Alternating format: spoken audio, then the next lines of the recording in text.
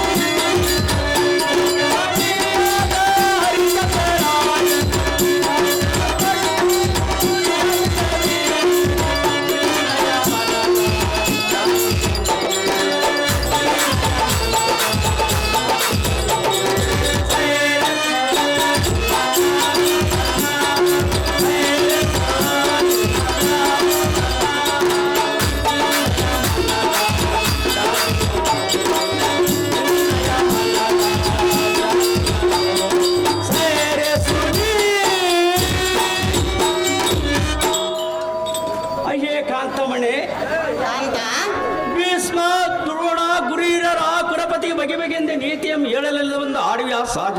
ಹೌದು ಪ್ರಿಯ. ಆದರೂ ರಾಮಚಂದ್ರನ ಅರಣ್ಯ ವಾಸಕ್ಕೆ ಹೋಗುವ ಏನಾದರೂ ಅಳವೈತೆ? ಹಾಗೆ ಕಾಂತೆ, ವಶಿಷ್ಠರಾದ ಗುರುವಿನಲ್ಲಿ ಏನಾದರೂ ಇದ್ದಿಲ್ಲವೇ? ದಶರಥಗೆ ನೀತಿಯ ಯಾತಕ್ಕೆ ಹೇಳಲಿಲ್ಲ ರಾಮಚಂದ್ರನ ಅರಣ್ಯ ವಾಸಕ್ಕೆ? ಅವರವರ ಕರ್ಮವೇ ಅವರಿಗೆ ಎದುರಾಗಿ ನಿಲ್ಲುವ ಕಾಲದಲ್ಲಿ ಯಾರಿದ್ದರೇನ ಫಲ? ನಮ್ಮ ತಂದೆಯ ಉಲ್ಲಂಘಿಸುವುದು ಸರಿಯಾದಲ್ಲ ಕಂಡಿಯ ರಮಣಿ ಸತ್ಗುಣ ಬರಲಿ. ಪ್ರಾಣೇಶ್ವರ ಮತ್ತೆ ಹೇಳುವೆನೆ ಕೇಳು. ಏನು ಚೆನ್ನಾಗಿ ಹೇಳು.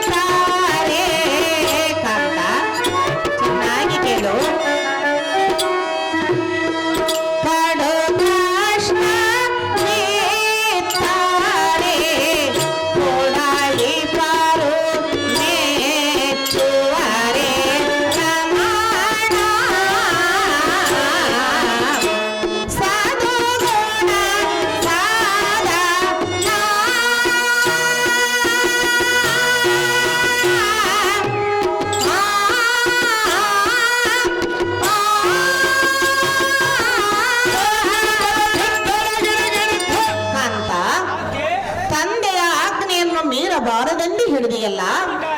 ತಂದೆ ತಾಯಿಗಳು ಮಕ್ಕಳಿಗೆ ಇಂಥ ಕಷ್ಟವನ್ನು ತಂದೊಡ್ಡುವರೇ? ಇದು ಯಾವ ಶಾಸ್ತ್ರ ಸಮ್ಮತವೋ ನನಗೆ ತಿಳಿಯದು. ಶ್ರೀ ಗುರು ಸಿದ್ದೇಶನೇ ಬಲ್ಲನು ಕಾಂತ ಗುಣವಂತ.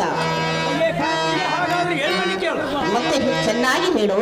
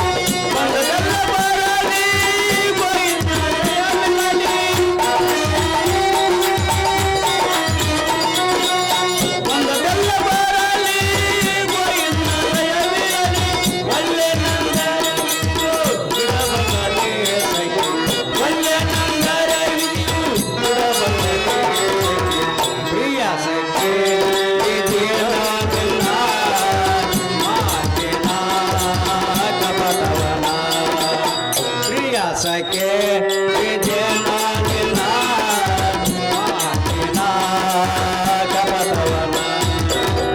ಹಾಗೆ ಭೂಸುಂದರಾಂಗೆ ಪ್ರಾಣೇಶ್ವರ, ನಮ್ಮ ನಮ್ಮ ಪ್ರಾರಬ್ಧದ ಕರ್ಮದಿಂದ ಬಂದ ದೋಷಕ್ಕೆ ಅನ್ಯರನ್ನಂತ ಆಡಿಕೊಳ್ಳುವುದಕ್ಕೆ ಇನ್ನು ಮುಂದೆ ಯೋಚಿಸದೆ ಅವರಿಂದ ಆಯ್ತು ಇವರಿಂದ ಆಯ್ತು ಎಂದು ಆಡಿಕೊಳ್ಳುವುದು ಚಂದವಲ್ಲ.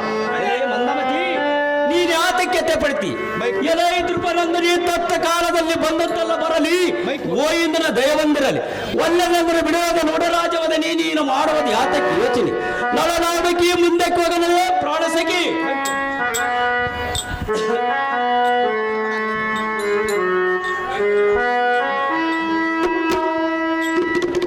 ಪ್ರಾಣೇಶ್ವರ ಬಂದಿದ್ದು ಬರಲಿ ಮುಂದಕ್ಕೆ ಹೋಗೋಣ ನಡೆಯೆಂದು ನುಡಿದೆಯಲ್ಲ ಪ್ರಾಣೇಶ್ವರ ಹೇಳುವಿನಿ ಕೇಳು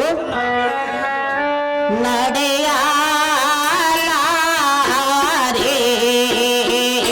ಪೊಡವೆ ಪಾಲ ಕೊಡು ಕಷ್ಟವ ಪಡುವೆ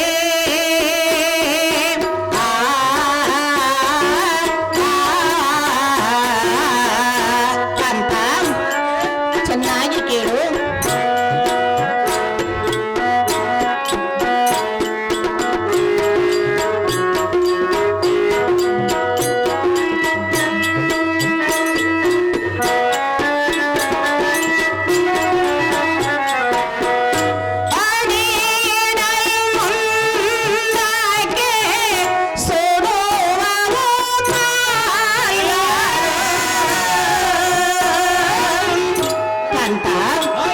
ಚೆನ್ನಾಗಿ ಕೇಳು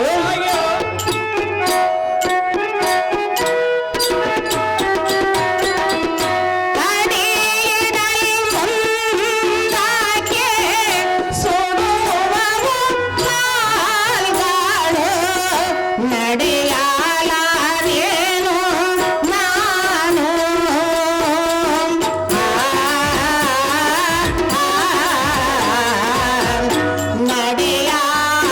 ನಡೆಯಲಾರೆ ಕೊಡವೆ ಪಾಲ ಕೊಡು ಕಷ್ಟವ ಪಡುವೆ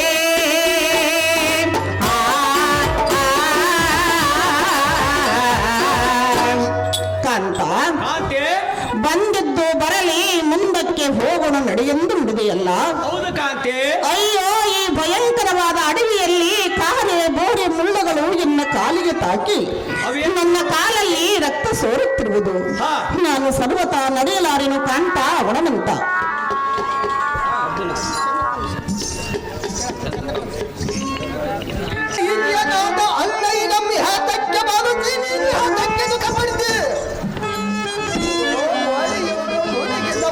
ಮಲಹನೆಗಳಿಗೆ ಹಂತುವುದಕ್ಕೆ ಪ್ರಚಂಡ ಭುಜ ದಂಡ ಮಂಡಿತರಾದ 5 ಮಂದಿ ಗಂಡರಿದ್ದು ಒಬ್ಬ ಎಂದಗೆ ರಕ್ಷಿಸಬಲ್ಲ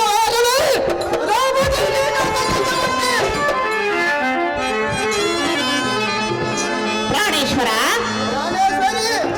5 ಮಂದಿ ಗಂಡಂದಿರಿದ್ದು ಒಬ್ಬ ಹೆಂಡತಿಯನ್ನು ರಕ್ಷಿಸಲಾರೆವೆ ಎಂದು ನುಡಿದೆಯಲ್ಲ ಹೌದು ಖಾತೆ ನಿನ್ನ ಮಾತಿನಲ್ಲಿ ನನಗೆ ನಂಬಿಕೆ ಇಲ್ಲ ಅದು ಯಾತಕ್ಕೆ ಖಾತೆ ಕಾಂತ ಖಾತೆ ಹೇಳುವಿನಿ ಕೇಳು ಅಲ್ಲ ಹಾಗೆ ಆ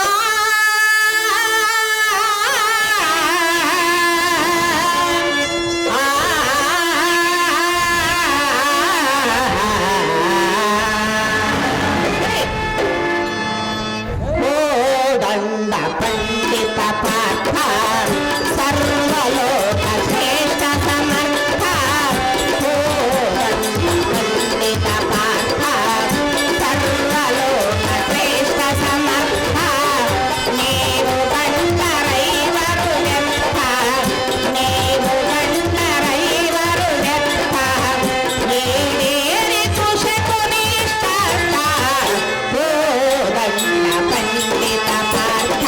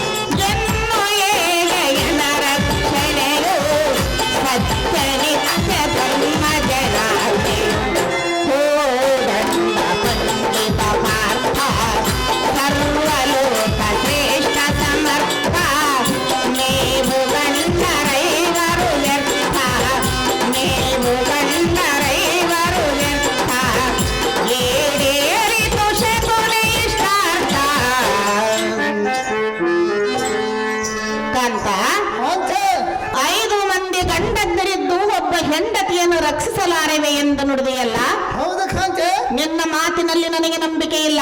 ಅದು ಯಾತಕ್ಕೆ ಕಾಂತೆ? ಅದು ಏತಕ್ಕೆಂದರೆ ಹ, ಅಂದು ಭಂಡನಾದ ದುಶ್ಯಾಸನನು ಎನ್ನ ಸೀರೆಯನ್ನು ಸೆಳೆಯುವಾಗ 5 ಮಂದಿ ಗಂಡಂದಿರು ಗಂಡ ಸತ್ತ ರಂಡಿಯರಂತೆ ಕುಳಿತಿದ್ದರಲ್ಲೋ ಪ್ರಾಣಪತಿ, ಹೇಗೆ ಕಾಪಾಡುತ್ತಿ? ಹಾಗೆ ಕಾಂತೆ ಅಣ್ಣನ ಆಜ್ಞೆಯಲ್ಲಿ ಜೀವಿಕೊಂಡಿರುವವು. ಹಾಗೆ ಅವನು ಪ್ರಾಣೇಶ್ವರ,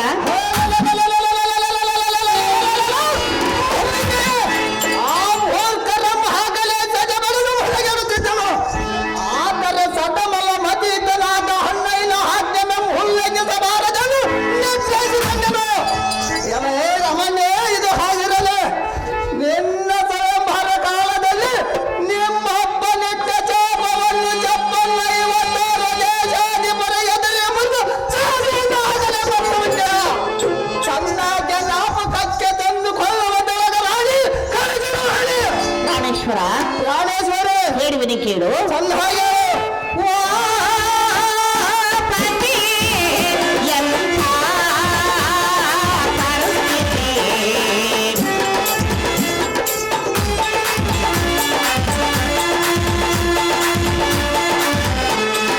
ಓ ಪತಿ, ಎಂಥ ಪರಿಸ್ಥಿತಿ. ಏಳು ಮೆರೆಯುವ ಶ್ರೀಗುರು ಸಿದ್ದೇಶ,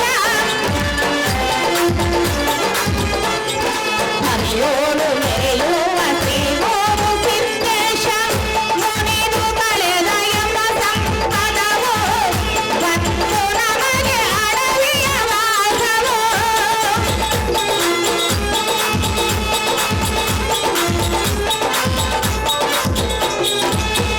ಮುನಿದು ಕಳೆದ ಎಂಬ ಸಂಪದವು ಬಂದು ನಮಗೆ ಅಡವಿಯ ವಾಸವು.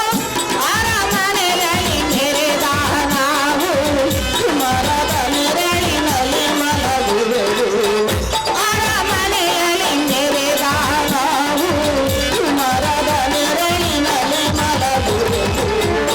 ಓ ದಂಡ ಪಂಡಿತ ಪಾರ್ಥ, ಸರ್ವಲೋಕ ಶ್ರೇಷ್ಠ ಸಮರ್ಥ, ನೀವು ಗಂಡರೈವರು ವ್ಯರ್ಥ, ನೀವು ಗಂಡರೈವರು ವ್ಯರ್ಥ, ಏರೇರಿತು ಶಕುನಿಷ್ಠಾರ್ಥ. ಓ ದಂಡ ಪಂಡಿತ ಪಾರ್ಥ. ಕಾಂತ, ಕಾಂತೆ ಬಂದಿದ್ದು ಬರಲಿ, ಆ ಸಿದ್ದೇಶ್ವರನ ದಯವೊಂದಿರಲಿ. ಮುಂದೆ ಹೇಗೆ ಮಾಡುವುದು ಕಾಂತ ಗುಣವಂತ? ಹಾಗೆ ಕಮಲ ಹಾಕಿ ನೀನು ಇಷ್ಟು ಸಂಶಯ ಪಡುವುದಕ್ಕೆ? ಲೋಕ ರಕ್ಷಕನಾದ ವೀಚನಿಗೇನಾದರೂ ನಮ್ಮ ಮೇಲೆ ಪಕ್ಷಪಾತವು ಹೇಗೆ? ನಮ್ಮನ್ನು ರಕ್ಷಿಸುವುದು ಭಕ್ತ ರಕ್ಷಕನ ಹೇಳಾದರ ಭಾವನೆ. ಹಾಗೆ ಕಾಮಿನಿ ನೀನು ಎಷ್ಟು ಮಾತ್ರಕ್ಕೂ ಅಧೈರ್ಯ ಪಡೆದಿರೋ. ಅಣ್ಣಯ್ಯ, ನೀನು ಈ ರೀತಿ ಅದನ್ನ ದಾರಿಯಾಗಿ ಕುಳಿತು ಹೆಸನ ಪಡೋದಕ್ಕೆ ಬಂದಿದ್ದೆಲ್ಲ ಬರಲಿ, ಗೋಯಿಂದಲ ದಯವಂದಿರಲಿ ಕನ್ಯಾ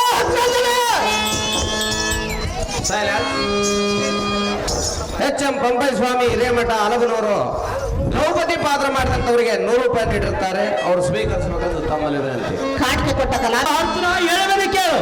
ಅದೇನು ಅಗ್ರಜ ತಂದ ಹಾಗೆ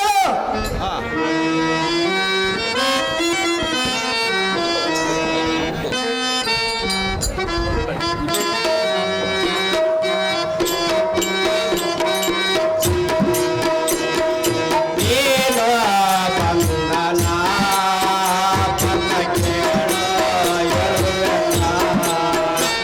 ಅಗ್ರಜ ದೇವ ತಂದ ಹಾಗೆ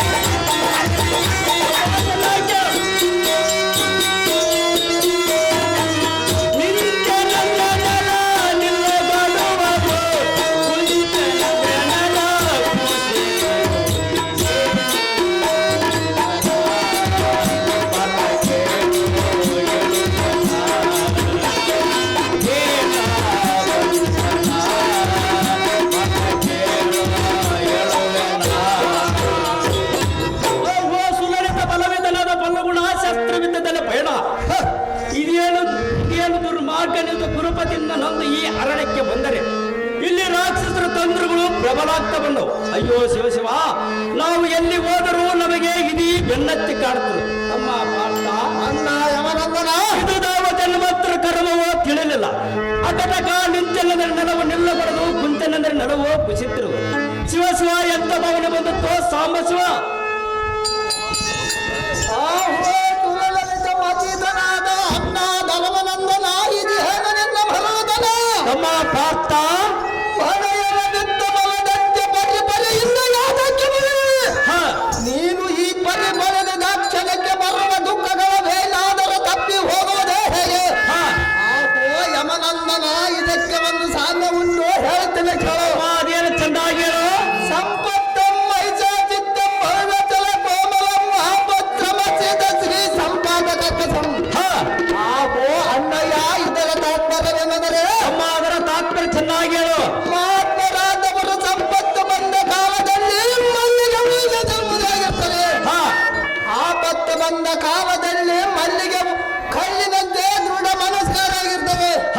ಅಗ್ರಜ ಈಗಿರುವುದೇ ಧರ್ಮಶಾಸ್ತ್ರದ ವಚನ. ಓಹೋ ಪಾರ್ಥ, ನೀನು ಹೇಳುವ ಧರ್ಮಶಾಸ್ತ್ರವು ವಾಸ್ತವಾದ. ಆದರೆ ನಮ್ಮಂತ ಕಷ್ಟವಂತರು ಈ ಸೃಷ್ಟಿಗಳು ಯಾರು ಎಲ್ಲಕ್ಕೆಲ್ಲ ಕಂಡಿಯ ಪಾರ್ಥ. ನಾವು ಭೂಮಿಯಲ್ಲಿ ಹುಟ್ಟಿದು ಎತ್ತ. ಆಹೋ ಸತ್ಯನಿಧಿಯಾದ ಯಮಪುತ್ರ ನಿರ್ಮಲ ಚರಿತ್ರೆ. ನಮಗಿಂತಲೂ ಕಷ್ಟಪಟ್ಟವರು ಎಷ್ಟು ಮಂದಿರುವರು. ನಳರಾಜನೋಪುಸ್ಕರ ನೆಲ ದೂಜವನ್ನಾದ ದೇಶ ಭ್ರಷ್ಟನಾಗಿ ಅತಿ ಕಷ್ಟಪಡಲಿಲ್ಲವೇ? ಮಹಾನಾಥನು ಎಂದರ ಮಕ್ಕಳನ್ನು ಕಳೆದುಕೊಂಡು ಗೋಳಾಡಲಿಲ್ಲವೇ? ಹರಿಚಂದ್ರನು ಒಲೆಯ ನಾರಾಗಿ ಕಾಲವಂ ಕಳೆಯಲಿಲ್ಲವೇ? ಅಲ್ಲಯ್ಯ, ತಿಳಿದು ನೋಡು ಹಿಂದಿನವರ ಕಷ್ಟಪಟ್ಟ ಛಯ. ಅಗ್ರಜಾದಿಯನ್ನು ಚೆನ್ನ ಹಾಗೆ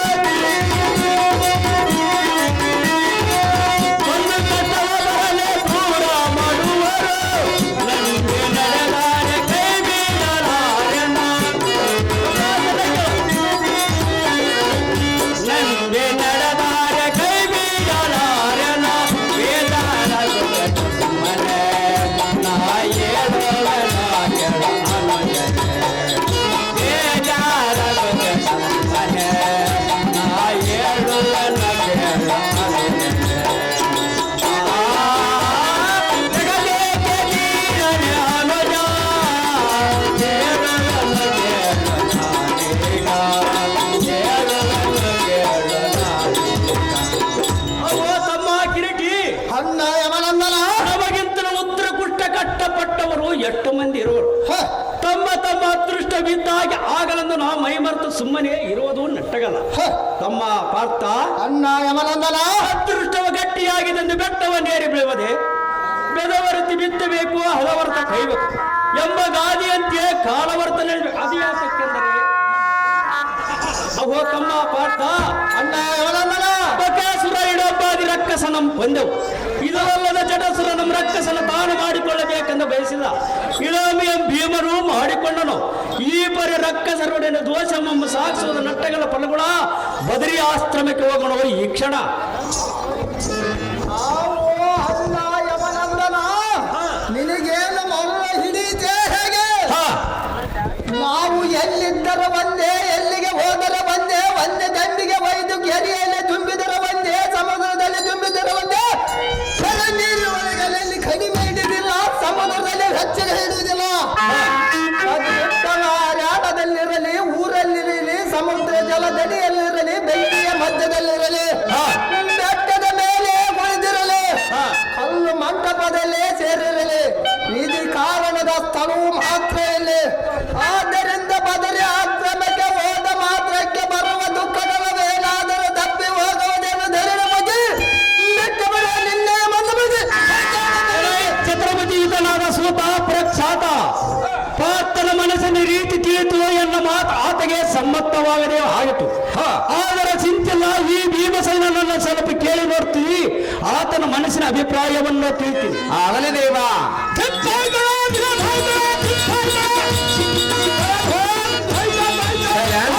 ಒಡ್ರಂಜನೆಯ ಮ್ಯಾನೇಜರ್ ವೇದಿಕೆ ಮೇಲೆ ಬರ್ಬೇಕಂತ ತಮ್ಮಲ್ಲಿ ವಿನಂತಿ. ಮ್ಯಾನೇಜರ್ ಆದಂತ ಒಡ್ರ ಅಂಜನೇಯಪ್ಪ. ಏನು ಚೆನ್ನಾಗಿ ಹೇಳು.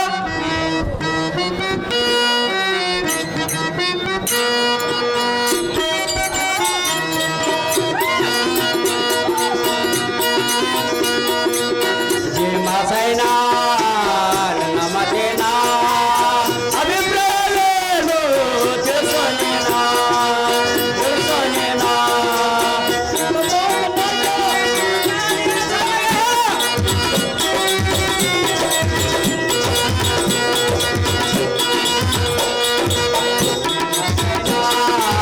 ನಮತೇನಾ ಅಭಿಪ್ರಾಯವೇನು ತಿಳಿಸೋನೇನಾ ತಿಳಿಸೋನೇನಾ.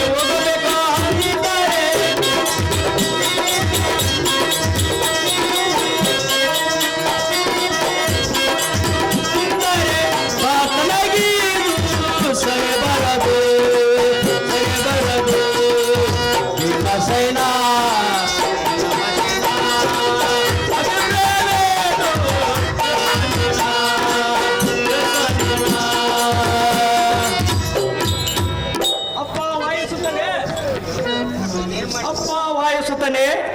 ಅಣ್ಣ ಯಮನಂದನ ಪಾರ್ಥನಾಡಿದ ವಾಕ್ಯ ಮಮ್ಮ ಕೇಳಿದ್ಯಾ? ಅಣ್ಣ ಅದು ಕೇಳಿದೆ ನೀವು. ಈ ಕಾಮಕವನದಲ್ಲಿದ್ದರೆ ಕೂಡ ರಕ್ಕಸರ ಬಂದು ಬಾಧಿಸ್ತರು. ಆದರೂ ಬದರಿ ಆಶ್ರಮಕ್ಕೆ ಹೋಗಬೇಕಂದ್ರೆ ಅರ್ಜುನ ಮನಸ್ಸಿಗೆ ಸರಿ ಬಂದಾಗೆ ಕಾಣಿಸುವುದು. ಆದರೆ ನಿನ್ನ ಮನಸ್ಸಿನ ಅಭಿಪ್ರಾಯ ಹೇಗಿರುವುದು ವಾಯುಕುಮಾರ ಬಹುಸೂರ? ಅಣ್ಣ ವಿಧಿಷ್ಠರ ಅಣ್ಣ ಸತ್ಯನಿಧಿಯಾದ ಕೃತ್ಯ ಬದೆ ನನ್ನ ಮನಸ್ಸಿನ ಅಭಿಪ್ರಾಯವಾಗಿರೋದು ಹಾಗೆ ನೋಡು. ನನ್ನ ಮೇಲೆ ಕೇಳ್ತೆ ಸಮ್ಮತ ಮಾತು ಹೇಳಿದರೆ ಸಮ್ಮತ ಪಡ್ತೇ ಇಲ್ಲವಾದರೆ ಈ ಭೀಮ ತಂಗಿ ಎಲ್ಲರ ಮುಂದೆ ನನ್ನನ್ನು ಕೊಡ್ತೆ.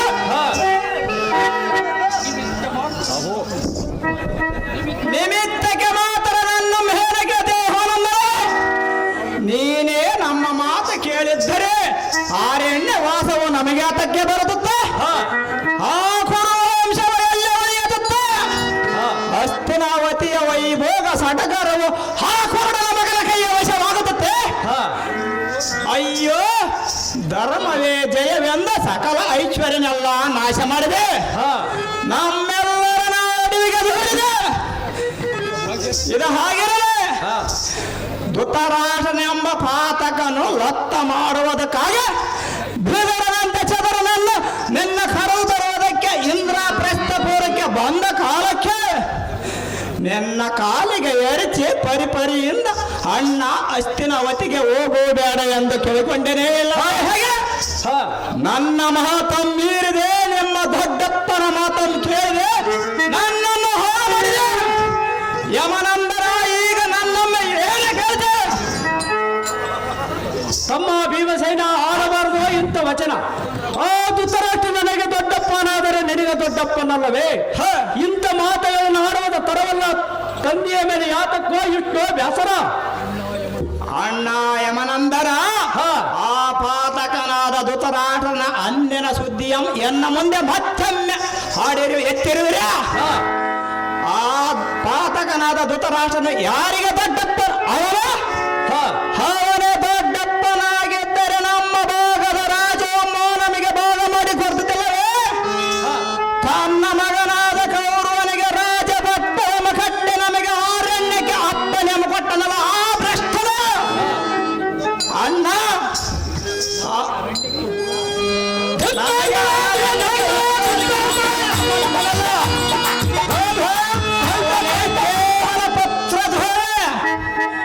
ಅಣ್ಣ ಅವನ ಬಲ ಮೋಸಗಾರನು ಧೃತರಾಷ್ಟ್ರನೆಂಬ ಭ್ರಷ್ಟನು, ಕೇವಲ ದುರ್ಜನನು. ಅಣ್ಣ ಯಮನಂದರ, ತಮ್ಮ ಭೀಮಸೇನ ಹೇಳುವನಿ ಕೇಳು.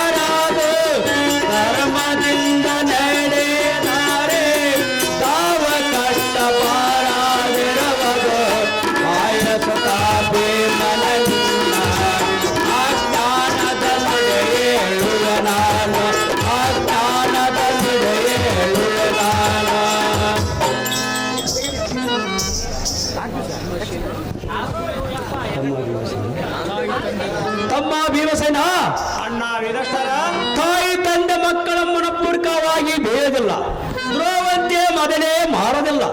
ಇದೆಯನ್ನು ಅರಿಯದೆ ಹಿರಿಯರಿಗಿಂದ ಅರಿಯಬಾರದು, ಪರರನ್ನ ನವಸಬಾರದು. ಕೊಟ್ಟ ಭಾಷೆಯ ತಪ್ಪಬಾರದು, ಸತ್ಯ ಗುಣಗಳನ್ನು ಬಿಡಬಾರದು. ಸತ್ಯ ಗುಣಗಳನ್ನು ಸಾಸಿ ನಳಾರಿ ಚಂದ ರಾಜಗಳನ್ನು ಕಟ್ಟಮಂ ಕಡೆಗಾಣಿಸಿ ಕೀರ್ತಿಯ ಪಡೆಯಲಲ್ಲವೇ? ದಾರು ಮಾಡಿದ ಕಾಲಕ್ಕೂ ನಮ್ಮ ಗುಣಗಳನ್ನು ಬಿಡದೆ ಅನ್ಯರ ಗುಣಗಳನ್ನು ಬೆಳೆಸದೆ ದೃಢವಾಗಿ ನಡೆದ ದಾವ ಕಟ್ಟ ಬರುವುದು ತಮ್ಮ ಮನೋಧರ್ಮ. ಅಣ್ಣ ವಿಧಿಷ್ಠರ,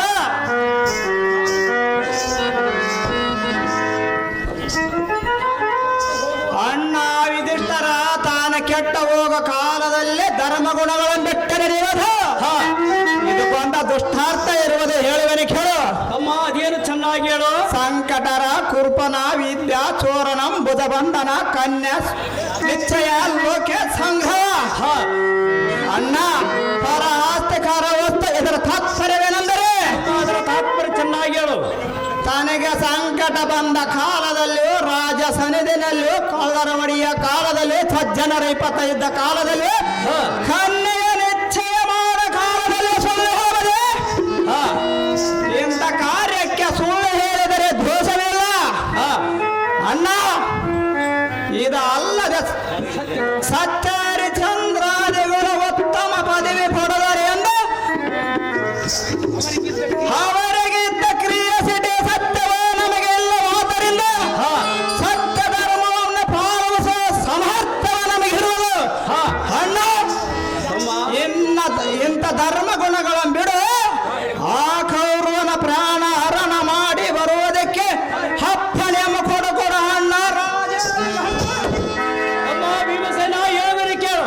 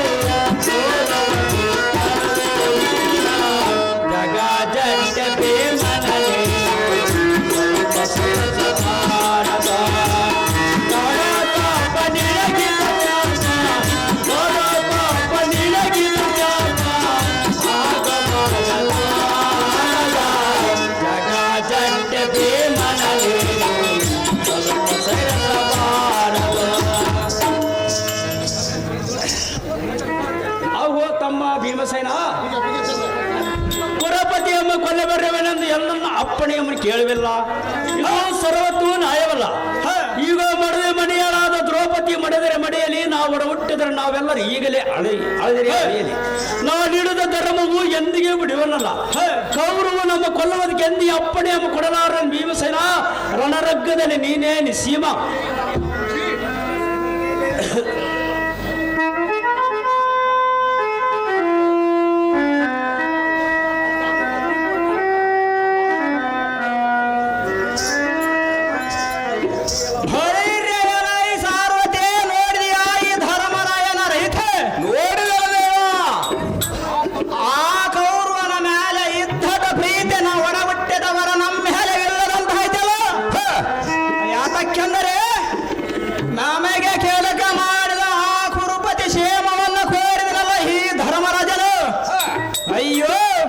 ಒಡಹುಟ್ಟಿದವರ ಅಡಿವಿಯೋಳು ಕಷ್ಟಪಡುವರೆಂಬ ಇಂತಿದ್ದ ಕರುಣೆ ಈ ಧರ್ಮರಾಜನಲ್ಲಿ ಹುಟ್ಟಲಿಲ್ಲಲ್ಲ. ಹೌದು ದೇವ, ಈ ಧರ್ಮರಾಜನ ಹೆಸರೇ ಇವನಿಗೆ ದಂಡ.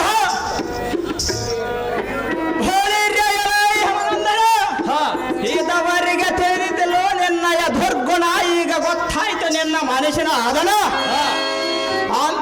ಅಂದಗನ ಮಗನಾದ ಮದಂದ ನಮ್ ಕೊಂದ ಬೇರುವೆನಂದ ಅಪ್ಪನಂ ಕೇಳಿದರೆ ಕೊಡದಿಲ್ಲ. ದೊಡ್ಡವನೆಂದ ಇಲ್ಲಿವರೆಗೆ ಸುಮ್ಮನಿದ್ದನೋ ಇಲ್ಲವಾದರೆ ಭೂಪತಿ ನನ್ನ ಮೇನಂದ ಗ್ರಹಿಸಿದೆ.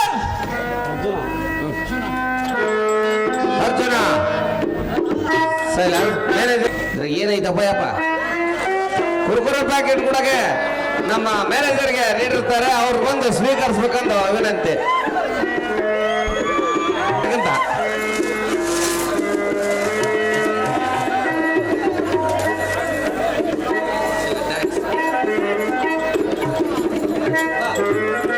ಅರ್ಜುನ ಬಾಬಾ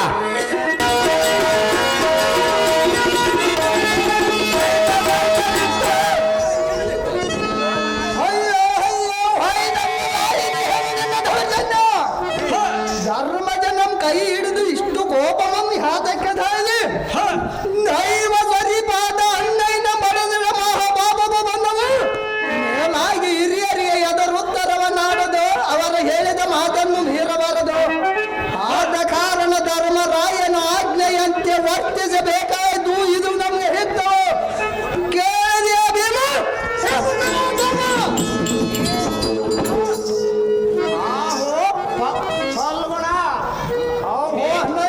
ನೀನ ಬಲ್ಲ ಸಂಪನ ನಾನು ಕೇವಲ ದುರ್ಜನನೇ.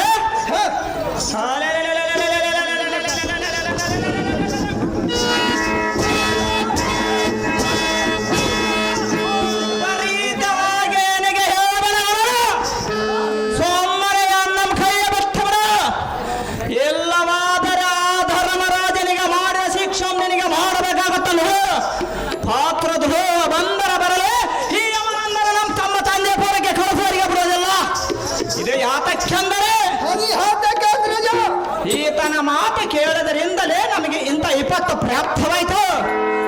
ಹಡೆಬಿವಾಲ ಗೆಡ್ಡ ಮರದ ಅಡಿಯಲ್ಲಿ ಕಾಲವನ್ನು ಕಳೆಯುವ ಹೊತ್ತು ಬಂತು. ತೆನ್ನಲೆಕ್ಕ ಅನ್ನವನೆಲ್ಲದ ಅರಣ್ಯ ದೂರ ಹಣ್ಣುಕಾಯಿಗಳಂತಿಂದ ಕಾಲ ಜೀವಿಸಲೇಬೇಕಾಯ್ತು. ನಾವೇ ಈತನ ಮಾತು ಕೇಳದಿದ್ದರೆ ನಮಗೆ ಇಂಥ ಕಷ್ಟ ಯಾತಕ್ಕೆ ಬರ್ತದೋ ವಾಯುಕುಮಾರ, ಈ ಧರ್ಮಜನ ಮೇಲೆ ಯಾತಕ್ಕೆ ಇಷ್ಟು ಬೇಸರ? ಹಿಂದಿನ ವಾರ್ತೆಯ ಮೆತ್ತಿ ಧರ್ಮರಾಯನ ಕೊಳ್ಳೆ ಬಿಡುವನೆಂದರೆ ನಿನ್ನ ಮನಸ್ಸಿಗೆ ಬಂದ ಹಾಗೆ ಮಾಡಬಹುದು ಭೀಮಸೇನ.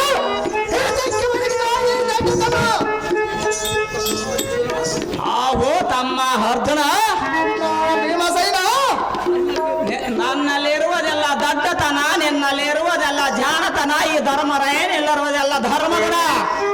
ನಾನೇನು ಅನುರುದ್ಧ ಮಾತನಾಡಿರುವೆನೇ ಹೇಗೆ? ಹಿದ್ದ ಸಮಾಚಾರವನ್ನ ಹೇಳಿದರೆ ನನಗೆ ಬುದ್ಧಿ ಹೇಳಬರುವೆಯೋ? ಇದೇ ನಿನ್ನಯ ಜಾಣತನ. ಆಹೋ ಪಾರ್ಥ ಆಗಬೇಡ ಎನ್ನೊಡನೆ ಹರರ್ಥ.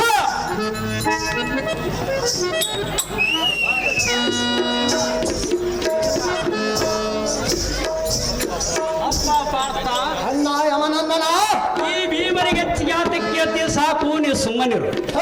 ಇತ್ತ ಬಾರಪ್ಪ ಭೀಮಸೇನ, ಈಗ ನನ್ನ ದೈವವನ್ನು ನಿನಗೆ ಒಪ್ಪಿಸಿಬಿಡಲು ನಿನ್ನ ಚಿತ್ತ ಬಂದಾಗೆ ಮಾಡಪ್ಪ ಭೀಮ ಸದ್ಗುಣಧಾಮ.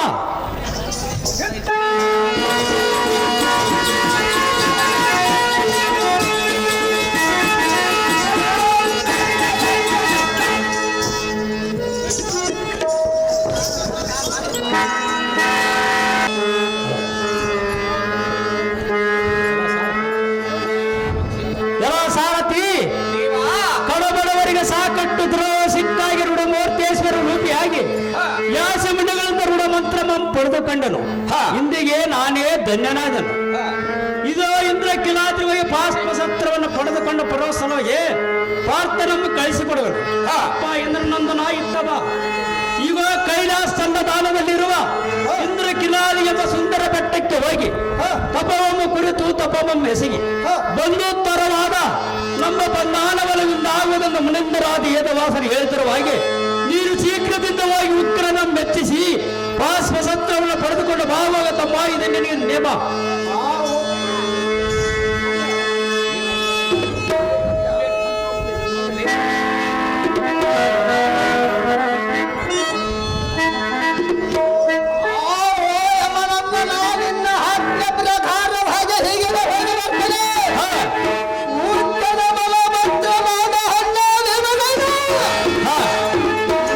ಅಣ್ಣನ ಆಜ್ಞೆಯಂತೆ ಪಾಸು ಪಸಾತ್ರವನ್ನು ಪಡೆದುಕೊಂಡು ಬರುವುದಕ್ಕೆ ಇಂದ್ರಕಿಲಾಗಬೇಕು.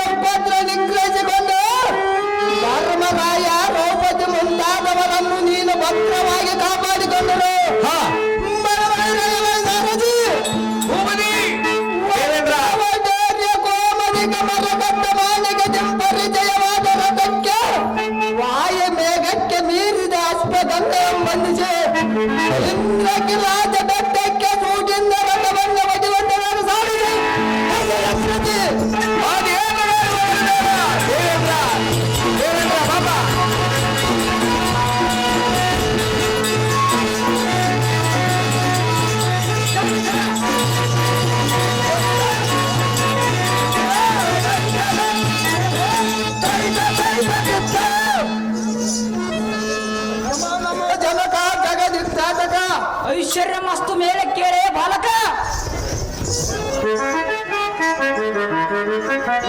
ಅಪ್ಪ ಮಗಳೇ, ಅಪ್ಪ ಜನಕ, ನಿನಗೇನು ಹೇಳಲಿ ಎಣ್ಣೆಯ ಭವನೆ.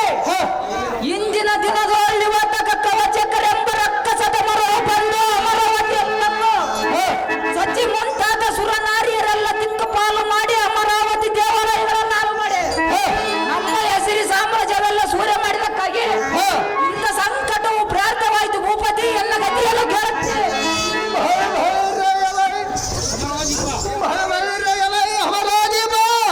ಪಾರ್ಥ, ಆ ಬಂಡ ರಕ್ಕಸರು ನಿನ್ನಂ ಇಷ್ಟು ಬಂಡಾಟ ಮಾಡಿದರೆ ಅಯ್ಯೋ ಅಮರಾವತಿ ಸಿರಿ ಸಾಮ್ರಾಜ್ಯವೆಲ್ಲ ಸೂರ್ಯಗೊಂಡರೆ ಸಜಿ ಮುಂತಾದವರನ್ನು ಸರಿಯಲಿಟ್ಟರೆ ಕಾಲಕ್ಕೆ ವೆಚ್ಚವಿಲ್ಲ.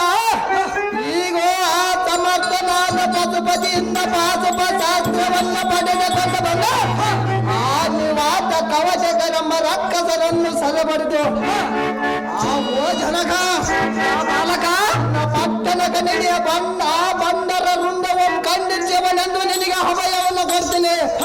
ಇಡೀ ತಡ ಮಾಡದ ಪಟ್ಟಣಕ್ಕೆ ದಾರಿಯು ಅರ್ಜುನ, ನಿನ್ನ ಭಾಷೆಯನ್ನು ನಾನು ನಂಬಿದೆನು. ನಾನು ಹೋಗುವನು ಸುರಲೋಕಕ್ಕೆ, ನೀನು ಶೀಘ್ರತೆ ಬಂದು ಬಿಡಿ, ನಿನಗೆ ಶುಭವಾಗಲಿ. ನನಗೆ ಬಂಧನವು ನೀಗಲಿ. ನಡಿ ನಡಿ ಫಲ್ಗುಣ, ನಿನ್ನಿಷ್ಟದ ಆಗಲಿ ಜನಕ.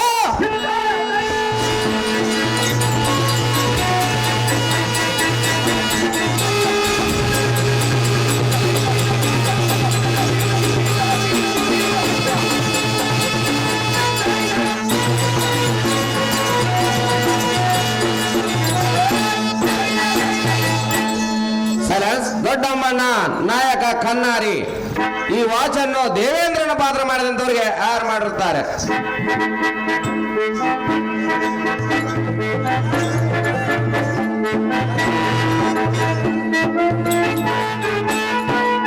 ಪ್ರಖ್ಯಾತ ಇದೇನು ಹಿಂದೆ ಹಾಗೆಯ ಪರ್ವತ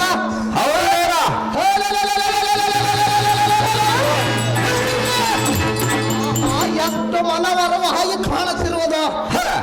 ಎಲ್ಲ ಸಾರಥಿ ಇದು ಏನು ಆಶ್ಚರ್ಯ.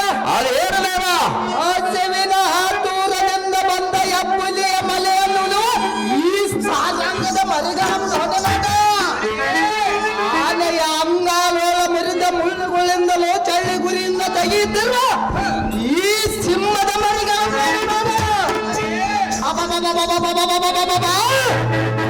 ಈಸಲಿನ ತಾಪದಿಂದ ಬಳವಳೆದ ಬಂದ ಸರ್ಪದ ಮರಗಳಿಗೆ ತಮ್ಮ ರೆಕ್ಕೆಗಳಿಂದ ತಂಗಾಯ ಬೀಸುವ ಈ ನವಲೆಗಳನ್ನು ನೋಡು ನೋಡು.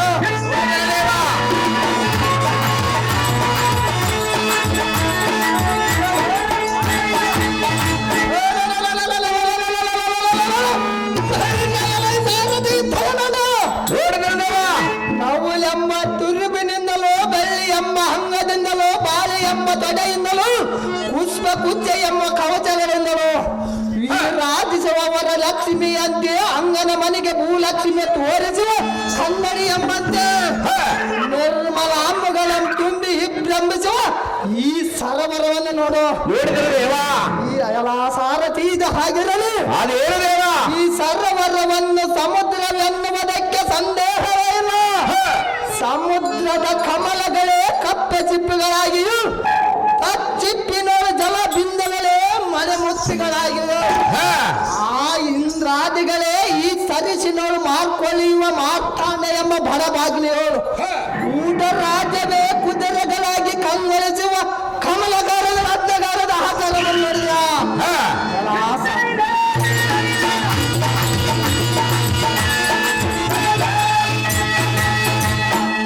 ಸಾರಥಿ. ಈ ಸರೋವರು ಹಾಗಿರಲಿ ಚಲೋಣ. ಈ ಸರಜಿಯ ಸುತ್ತ ವಲಯದೊಳ ಚಿರಬದ್ಧ ಚೀಲರಾಗಿ ಹೊರಟರ ಕಾರಣಗಳನ್ನು ವ್ಯಾಪಾರೆಲ್ಲ ಮಾಡಿತು. ಸಂಚರಿಸುವ ಅಗ್ನಿ ಚಕ್ರದಂತೆ ಎನಿಸಿದ ಈ ತುಂಬದ ಮಧ್ಯ ಚಿತಿಯೋಳು ಮಂಡಲಾಕೃತವಾದ ಅಖಂಡ ಜ್ಯೋತಿ ಎಂದಾನದಿಂದೇಕ್ಷ ಶುದ್ಧ ಆನಂದವನ್ನು ಹೊಂದುವ ಈ ಪುಲಿ ದುಂಡನ ನನ್ನ ದಾನದೋಡು ತಪಸ್ಸಿಗೆ ಕೂಡಲೇ ಇಲ್ಲವೇ ಬೇರೆ ಸ್ಥಳಕ್ಕೆ ಹೋಗಲು ಸೂತ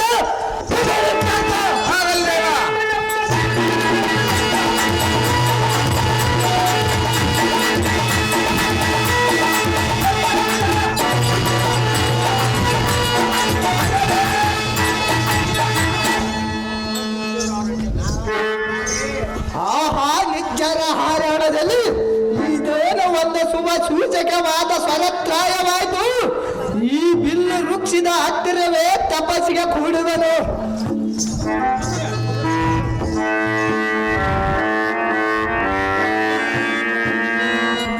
ಆಹೋ ಅಷ್ಟ ದಿಕ್ಪಾಲಕರೇ, ಅಷ್ಟಮೂರ್ತಿಗಳೇ, ಹಸಿವಿನ ತಾರಕ ಗ್ರಾಮರೇ, ದಿಕ್ದೇವತೆಗಳೇ, ಸಪ್ತ ಮಾತ್ರೆಗೆ ವೃಂದವೇ, ನಿಮಗೆಲ್ಲರಿಗೆ ವಂದಿಸುವನು.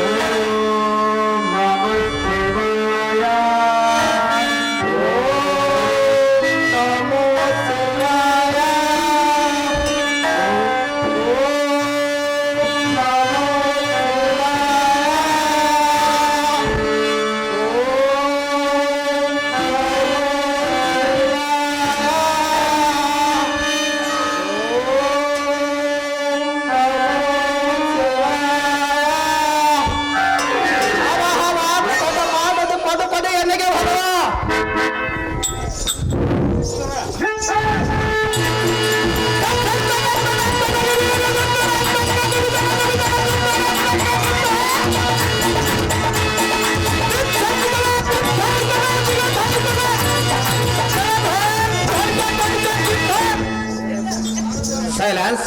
ನಮ್ಮ ಅರ್ಜುನ ಪಾತ್ರ ಮಾಡಿದಂತ ನಮ್ಮ ಅಣ್ಣನವರು ನಮ್ಮ ಹಾರ್ಮೋನಿಯಂ ಮಾಸ್ಟರ್ ಆದಂತ ಪಂಪೈ ತಾತನವರಿಗೆ 500